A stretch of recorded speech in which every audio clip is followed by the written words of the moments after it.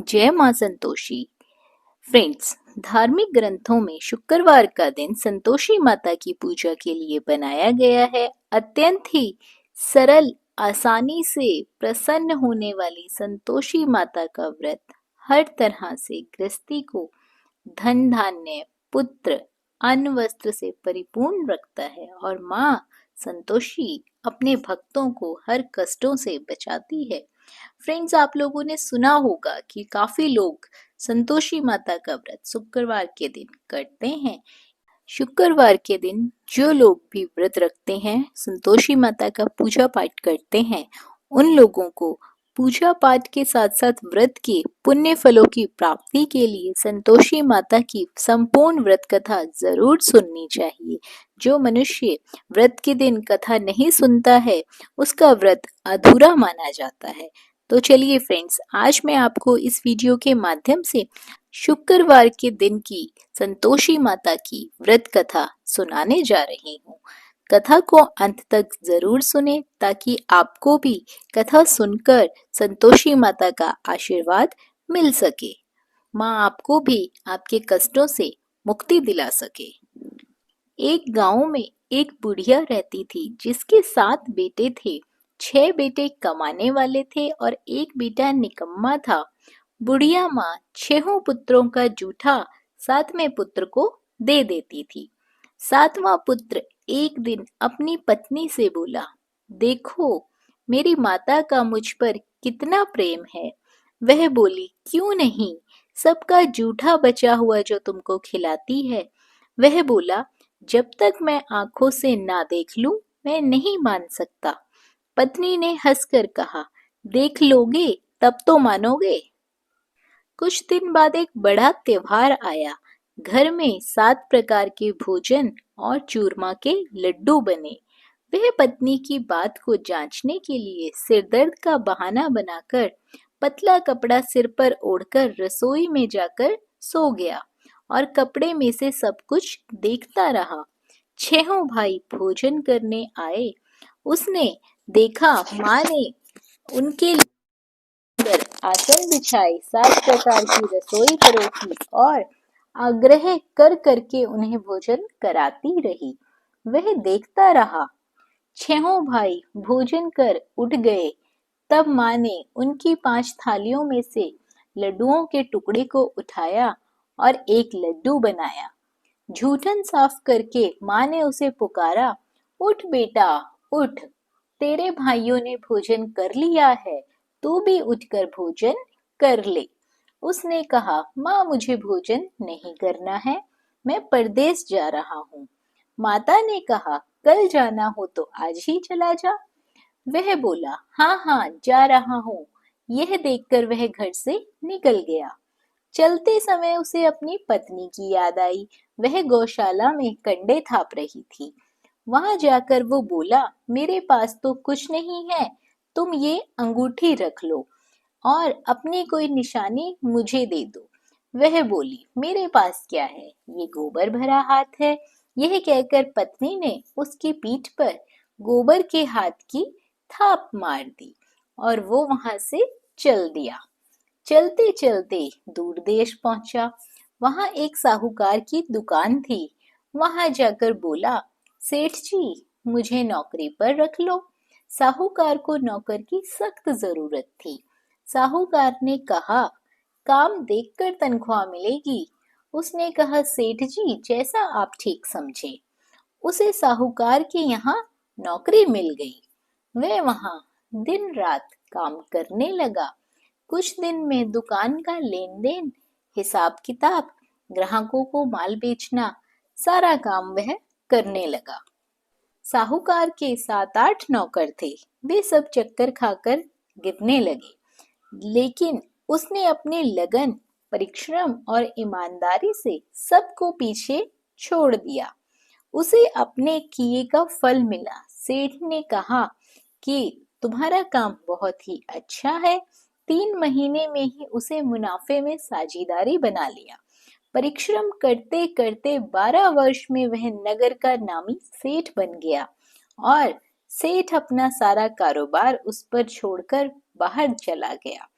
इधर उसकी पत्नी पर क्या बीती वह सुने। सास ससुर उसे दुख देने लगे। गृहस्थी का काम करवाकर उसे लकड़ी लेने जंगल में भेजते। इस बीच घर की रोटियों के आटे से जो भी भूसी निकलती, उसकी रोटी बनाकर उसके लिए रख दी जाती। फूटे नारियल की नरेली में उसे पानी दिया जाता। इस तरह दिन बीतते रहे।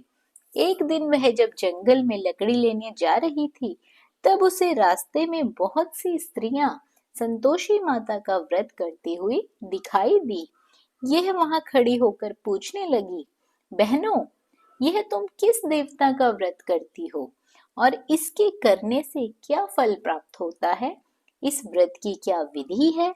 यदि तुम अपने इस व्रत का विधान मुझे समझाकर कहोगी, तो मैं तुम्हारा बड़ा एहसान मानूंगी। उनमें से एक स्त्री बोली, सुनो, यह संतोषी माता का व्रत है। इसके करने से निर्धनता, दरिद्रता का नाश होता है। लक्ष्मी माँ स्वयं घर पधारती है।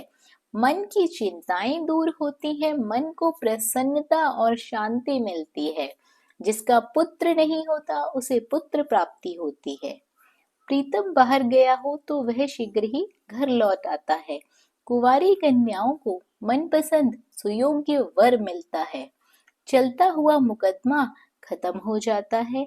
कलह कलेश की निवृत्ति हो जाती है। घर में धन जमा हो जाता है। धन जायदाद में लाभ होने लगता है तथा जो भी मन में कामना होती है, सब संतोषी माता की कृपा से पूरी हो जाती है। इसमें कोई भी संदेह नहीं है।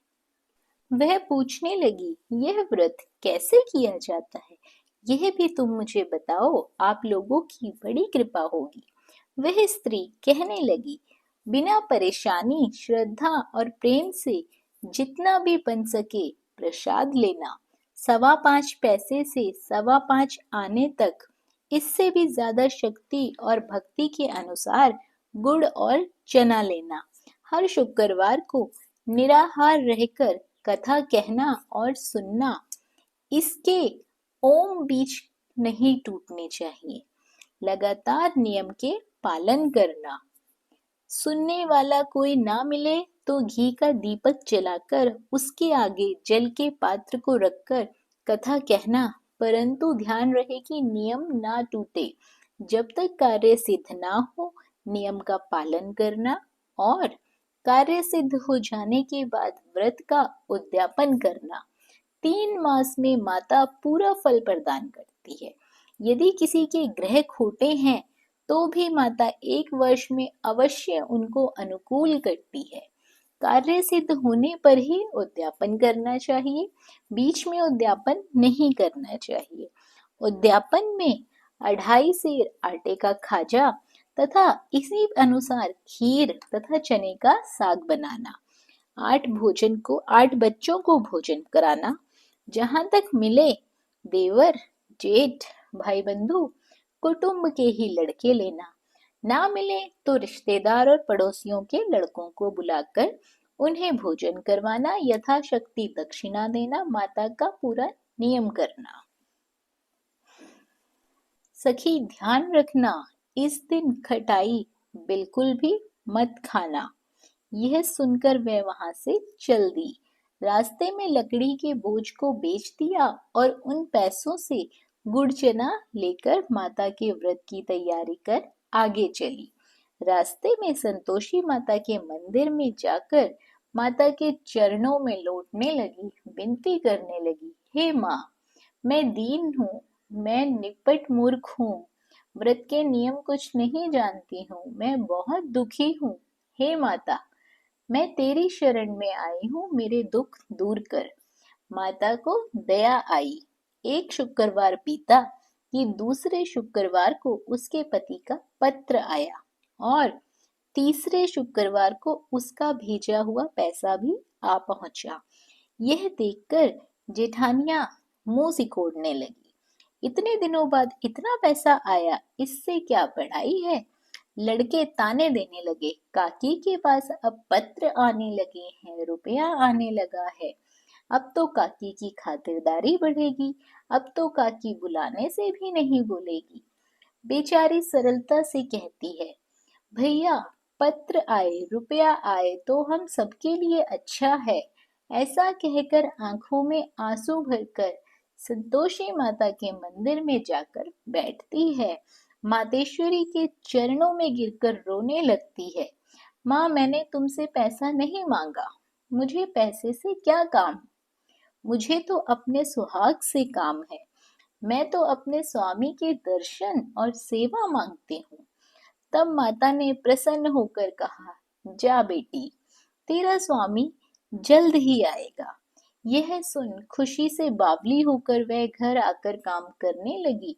संतोषी माँ विचार करने लगी, इस भोली पुत्री से मैंने कह तो दिया है कि तेरा पति शीघ्र आएगा, पर आएगा कहाँ से? वह तो इसे स्वप्न में भी याद नहीं करता। उसे इसकी याद दिलाने तो मुझे ही जाना पड़ेगा। संतोषी माता ने उस बुढ़िया के बेटे को स्वप्न में समझाया, पुत्र, तेरी घरवाली बहुत कष्ट उठा रही है। यह बोला, हाँ माता, यह तो मुझे भी मालूम है, परंतु क्या करूं, वहां कैसे जाऊं? परदेश की बात है, लेन देन का सारा हिसाब किताब है, कोई जाने का रास्ता ही नजर नहीं आता। आप ही कोई रास्ता दिखाएं कि मैं वहां कैसे जाऊं। माँ कहने लगी, सवेरे नहा धोकर संतोषी माता का नाम लेकर घी का दीपक जला दंडवत कर वहां दुकान पर जा बैठने लगा। देखते देखते तेरा लेन देन चुक जाएगा, जमा माल बिक जाएगा, सांझ होते होते धन का ढेर लग जाएगा। वह अगले दिन सुबह जल्दी उठा। उसने मित्र बंधुओं परिचितों से स्वप्न में माता द्वारा कही गई बात बताई। वे सब उसकी बात सुनकर उसकी खिल्ली उड़ाने लगे। वे कहने लगे कि कहीं सपने भी सच होते हैं। एक बूढ़ा व्यक्ति बहुत समझदार था। वह बोला, देखो भाई, मेरी बात मानो, इस तरह साच या झूठ कहने के बदले देवता ने जैसा कहा है वैसा ही करो, तेरा क्या जाता है। बूढ़े की बात मानकर नहा धोकर उसने संतोषी माता को प्रणाम किया, फिर घी का दीपक जलाकर दुकान पर जा बैठा। शाम तक धन का ढेर लग गया। वह हैरान हुआ, मन में संतोषी माता का नाम ले बहुत प्रसन्न हुआ। घर जाने के वास्ते उसने गहना कपड़ा सामान खरीदने लगा। सब काम से निपटने के बाद वह घर के लिए रवाना हुआ। उधर उसकी पत्नी जंगल में लकड़ी लेने गई। लौटते वक्त बहुत थक जाने के कारण संतोषी माता के मंदिर पर विश्राम करने बैठ गई। यह तो उसका रोज रुकने का स्थान था। धूल उड़ती हुई देख उसने माता से पूछा, हे माता, यह धूल कैसी उड़ रही है? माँ ने कहा, हे पुत्री, तेरा पति आ रहा है। अब तू ऐसा कर, लकड़ियों के 3 बोझ बना, एक नदी के किनारे रख, दूसरा मेरे मंदिर पर और तीसरा अपने सिर पर। तेरे पति को लकड़ी का गट्ठा देखकर मोह पैदा होगा। ये वहां रुकेगा, नाश्ता पानी बना खाकर माँ से मिलने जाएगा। तू लकड़ी का बोझ उठाकर जाना और बीच चौक में गड्ढा डालकर 3 आवाजें लगाना। लो सासू जी, लकड़ियों का गट्ठा लो, भूसे की रोटी दो, नारियल के खोपड़े में पानी दो। आज कौन मेहमान आया है? संतोषी माँ की बात सुनकर वह बहुत अच्छा माँ कहकर प्रसन्न मन से लकड़ियों के 3 बोझ बना लाई। एक नदी के तट पर, दूसरा माता के मंदिर पर रखकर इतने में ही मुसाफिर वहां आ पहुंचा। सूखी लकड़ियां देखकर उसको इच्छा हुई कि यहीं अभी विश्राम कर लेता हूँ, भोजन बना खा पी कर ही यहाँ से जाऊंगा। इस प्रकार भोजन कर विश्राम कर वह अपने गांव में आया। उसी समय बहू सिर पर लकड़ी का गट्ठा लेकर आई। उसने गट्ठे को आंगन में डाला और जोर से 3 आवाजें दी, लो सासू जी, लकड़ी का गट्ठा लो, भूसे की रोटी दो, नारियल के खोपड़े में पानी दो। आज कौन मेहमान आया है? यह सुनकर सास ने अपने दिए हुए कष्टों को भुलाने के लिए कहा, बहू, तू ऐसा क्यों कहती है? तेरा मालिक ही तो आया है, बैठ, मीठा भात खा, कपड़े गहने पहन, पत्नी की आवाज सुनकर उसका स्वामी बाहर आया और उसके हाथ में पहली अंगूठी देखकर व्याकुल हो गया। उसने माँ से पूछा, माँ यह कौन है? माँ बोली, बेटा तेरी पत्नी है। आज 12 वर्ष हो गए जब से तू गया है, तब से गांव में जानवर की तरह भटकती फिरती है। काम काज कुछ करती नहीं है, चार समय आकर खा जाती है। अब मुझे देखकर भूसे की रोटी और नारियल के खोपड़े में पानी मांगती है। वह बोला, माँ मैंने इसे भी देखा है और तुम्हें भी देखा है। मुझे दूसरे घर की चाबी दे दो, मैं उसमें जाकर रहूंगा। ठीक है बेटा, जैसी तेरी मर्जी, कहकर माँ ने चाबी का गुच्छा बेटे के सामने रख दिया। उसने दूसरे घर को खोलकर सारा सामान जमाया। एक ही दिन में वहां राजा के महल जैसे ठाट बाट बन गए। अब क्या था, वह सुख भोगने लगे। अगला शुक्रवार उसने पति से कहा, मुझे संतोषी माता के व्रत का उद्यापन करना है। पति बोला, बहुत अच्छा, खुशी से कर लो। वह खुशी खुशी माता के उद्यापन की तैयारी करने लगी। जेठ के लड़कों को भोजन के लिए कहने गई। उन्होंने मंजूर किया, परंतु पीछे से जेठानी ने अपने बच्चों को सिखलाया, देखो रे, भोजन के समय सब लोग खटाई मांगना, जिससे उसका उद्यापन पूरा ना हो पाए। लड़के भोजन करने आए। खीर पेट भरकर खाई, परंतु बात याद आते ही कहने लगे, हमें कुछ खटाई खाने को दो, खीर खाना हमें नहीं भाता, देखकर अरुचि होती है। लड़के उठ खड़े हुए, बोले, पैसे लाओ। भोली बहू कुछ नहीं जानती थी, उन्हें उसने पैसे दे दिए। लड़कों ने बाजार जाकर उन पैसों से इमली खरीदी और खाई। यह देखकर बहू पर माताजी ने बहुत कोप किया। राजा के दूत उसके पति को पकड़कर ले गए। अब सब मालूम ही हो जाएगा जब जेल की रोटी खाएगा। बहू से ये वचन सहन नहीं हुए। वह संतोषी माता के मंदिर में गई और कहने लगी, माता तुमने यह क्या किया? हंस खाकर क्यों रुलाने लगी? माता बोली, पुत्री तूने मेरा व्रत भंग किया है, इतनी जल्दी सब बातें भुला दी। वह बोली, माता भूली तो नहीं हूँ, ना कुछ अपराध किया है, मुझे तो लड़कों ने भूल में डाल दिया, मुझे क्षमा करो माँ। माँ बोली, ऐसी भूल भी कहीं होती है? यह बोली, अब कोई भूल नहीं होगी माता, आप बताओ मेरा पति कैसे आएगा? माँ बोली, पुत्री जा, तेरा पति तुझे रास्ते में आता मिलेगा। वह मंदिर से निकलकर बाहर आई तो रास्ते में उसे अपना पति आ दिखाई दिया।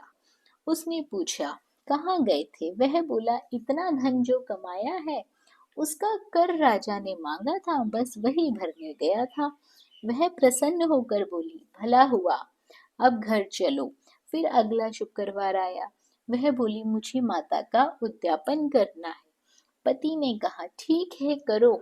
वह फिर जेठ के लड़कों से भोजन को कहने गई।